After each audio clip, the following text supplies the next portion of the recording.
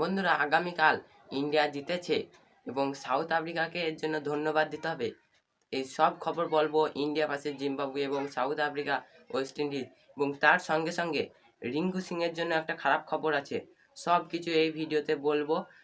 তা ভিডিওটায় যদি আমাদের এই চ্যানেলে যদি নতুন সদস্য হয়ে থাকো তাহলে প্লিজ সাবস্ক্রাইব করে সদস্য হয়ে যাবে পার্মানেন্টলি। আর ভিডিওটা ভালো লাগলে লাইক করবে, এবং যদি খারাপ লাগে তবুও লাইক করবে এবং কমেন্টে বলবে যে ভালো বা খারাপ লাগলো। চলো আর না বেশি বকি ভাট, আজকের ভিডিওটা শুরু করা যাক।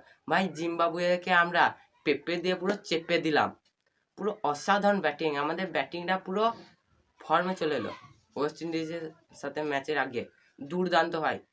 পাকিস্তান বাংলাদেশের ফ্যানরা আবার বলছে ছোট্ট টিম পেয়ে ভালোই মারলো। হ্যাঁ যেই টিমটা অস্ট্রেলিয়াকে হারিয়ে এসে সুপার 8-এ উঠে, যে টিমটা সুপার 8 খেলে সেই টিমটা ছোট টিম।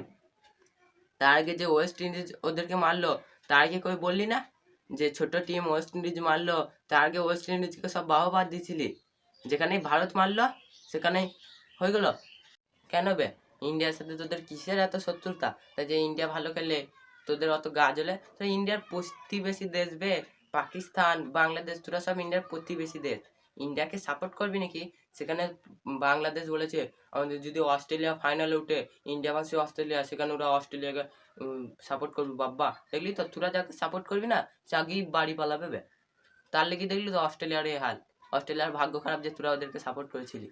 তা আমাদের টিম দুর্দান্ত খেলেছে, দুর্দান্ত ব্যাটিং বোলিং সব কিছু হয়েছে। তার সঙ্গে সঙ্গে সাউথ আফ্রিকা আর ওয়েস্ট ইন্ডিজ ম্যাচটা সাউথ আফ্রিকা 9 উইকেটে জিতলো ভাই। অসাধারণ খেলেছে সাউথ আফ্রিকা, 9 উইকেটে জিতলো। সাউথ আফ্রিকাও দুর্দান্ত খেলেছে।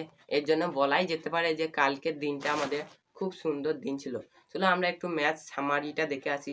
এই ম্যাচে প্লেয়ার অফ দ্য ম্যাচ হয়েছে হার্দিক পান্ডিয়া, 23 বলে 56 রান করে। এই ম্যাচে প্লেয়ার অফ দ্য ম্যাচ হয়েছে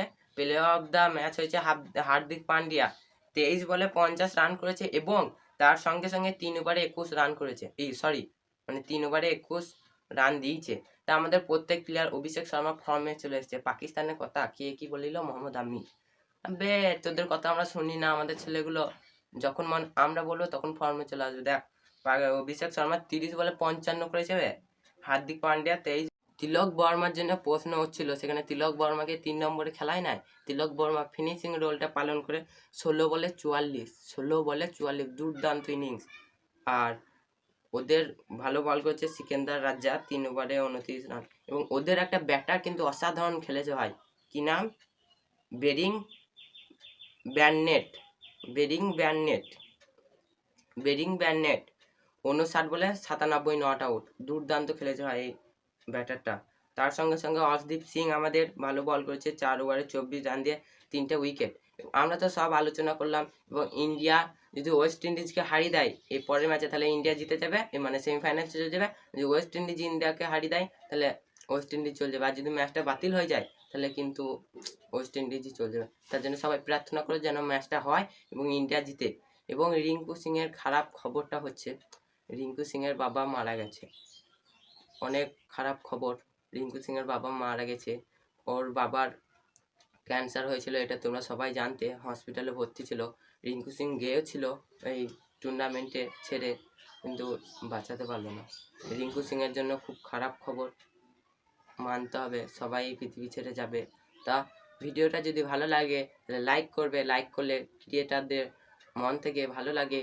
এবং আমাদের চ্যানেলে যদি নতুন হয়ে থাকো তাহলে একটা সাবস্ক্রাইব করে দিবে, নতুন দর্শক হয়ে যাবে। এবং ভালো থেকো, সুস্থ থাকো। দেখা হচ্ছে আবার নেক্সট ভিডিওতে। ততক্ষণের জন্য টাটা।